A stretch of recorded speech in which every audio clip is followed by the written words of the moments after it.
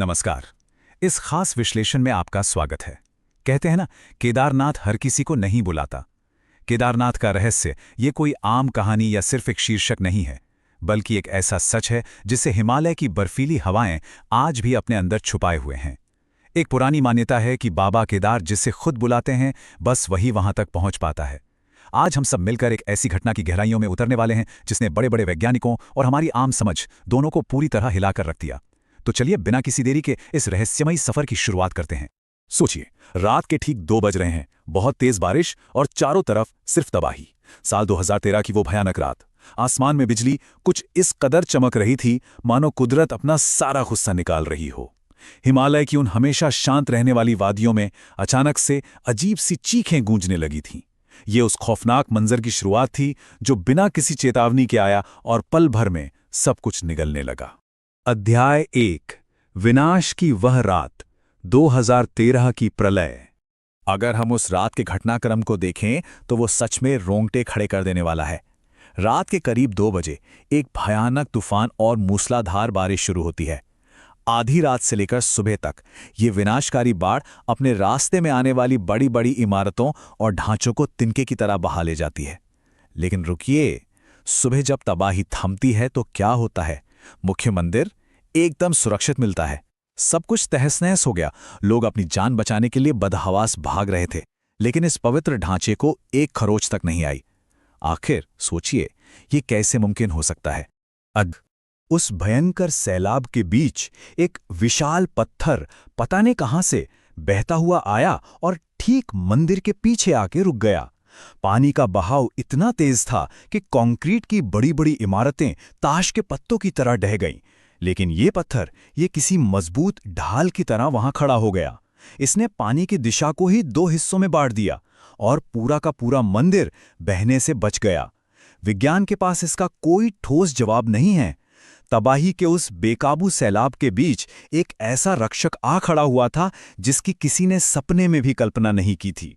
इस बात पर गौर कीजिए, बाहर इतनी भयंकर तबाही मची है तो अंदर एक छोटा सा दीपक कैसे जलता रह सकता है?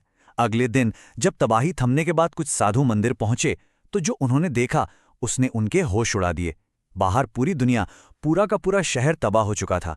तूफानी हवाओं और पानी ने सब कुछ निगल लिया था। फिर उस भयानक तूफान और सैलाब के बीच मंदिर के अंदर रखा वो दीपक लगातार कैसे जलता रहा? यहां से हम सिर्फ भौतिक चमत्कारों की दुनिया से निकलकर एक बहुत ही गहरे पैरानॉर्मल रहस्य की ओर कदम रखते हैं। और हां, चश्मदीदों के बयान इस रहस्य को और भी ज्यादा खौफनाक बना देते हैं। उस रात मौत को चकमा देकर वापस आने वालों का साफ दावा है कि वहां किसी आम इंसान की नहीं, बल्कि किसी बहुत ही बड़ी अदृश्य शक्ति की मौजूदगी थी। उनका कहना था कि सफेद कपड़ों में एक बहुत ही विशाल आकृति थी जो अचानक बर्फीले धुएं में कहीं गायब हो गई। कहा जाता है कि ये आकृति मंदिर के चारों ओर घूम रही थी। और ध्यान दीजिए, ये कोई सुनी सुनाई बातें या अफवाहें नहीं थीं, बल्कि उस खौफनाक रात में अपनी जान बचाने वाले लोगों की खुद की आंखों देखी गवाही थी। अध्याय 4, पौराणिक रहस्य और महाभारत से इसका गहरा जुड़ाव। देखिए, इन आधुनिक चमत्कारों या रहस्यों को समझने के लिए हमें थोड़ा पीछे जाना होगा, क्योंकि इनकी जड़ें बहुत गहरी हैं। पौराणिक कथाओं के अनुसार महाभारत युद्ध के बाद पांडव अपने पापों से मुक्ति पाने के लिए भगवान शिव को खोज रहे थे, लेकिन शिव उनसे नाराज थे और उन्होंने एक बैल का रूप लेकर हिमालय की इन्हीं वादियों में छिपने की कोशिश की। जब भीम ने उस बैल को पकड़ना चाहा तो कहते हैं कि उसका शरीर 5 अलग अलग हिस्सों में बंट गया और जो कुबड़ वाला हिस्सा था ना, वो ठीक इसी जगह पर प्रकट हुआ जिसे आज हम और आप केदारनाथ के नाम से जानते हैं। और बिल्कुल इसीलिए ये माना जाता है कि ये जगह सिर्फ एक मंदिर नहीं है, बल्कि स्वयं महादेव का जीवित स्थान है। ये सिर्फ पत्थरों से बना कोई ढांचा या कोई साधारण सा तीर्थ स्थल नहीं है, बल्कि साक्षात भगवान शिव का अपना निवास है। और शायद यही वो सबसे बड़ा कारण है कि 2013 की उस भयंकर प्रलय में भी इस पवित्र स्थान का बाल तक बाका नहीं हुआ। हम सब जानते हैं कि सर्दियों में पूरा का पूरा केदारनाथ बर्फ की मोटी चादर से ढक जाता है। तापमान इतना ज्यादा गिर जाता है कि किसी भी इंसान का वहां जीवित रहना लगभग नामुमकिन है। पूरा इलाका खाली करवा लिया जाता है, मंदिर के कपाट बंद कर दिए जाते हैं। दूर दूर तक किसी इंसान का कोई नामो निशान तक नहीं होता। अगर वहां कुछ होता है तो सिर्फ एक जमा देने वाला डरावना सन्नाटा।